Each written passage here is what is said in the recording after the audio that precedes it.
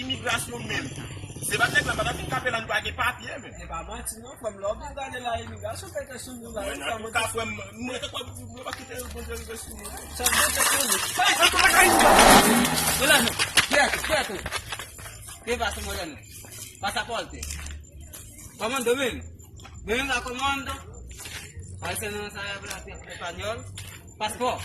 Bague no, Él no tiene pasaporte. Carnet. Bague Que no tiene nada de documentado. ¿A qué le portamos?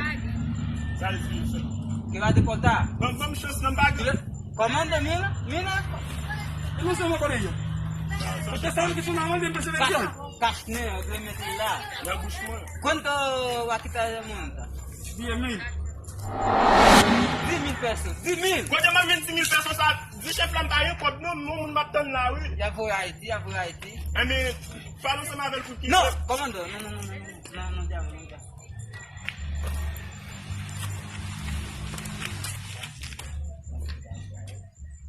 No tiene carnet. No tiene pasaporte. Ni nada.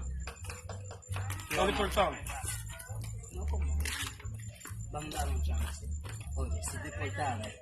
Y la cena dónde viene. Habla con él. Moreno. L'argent. L'argent nous voulons nous comme ça. Oui. Mais c'est 600 gouttes, Ah, mais Belli. bonne chance, non, bonne chance, pas l'ensemble avec blanc pour bonne chance, non, mais ici, à ici, men. Oye, querer dar un chance. ¿Tú quieres que te manda para Haití?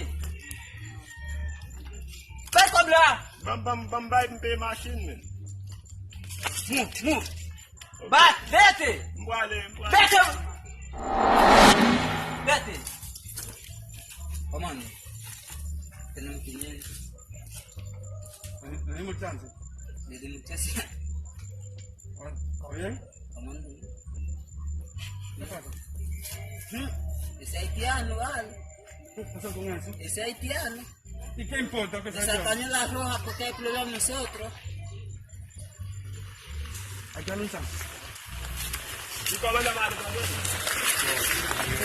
Pagan esto.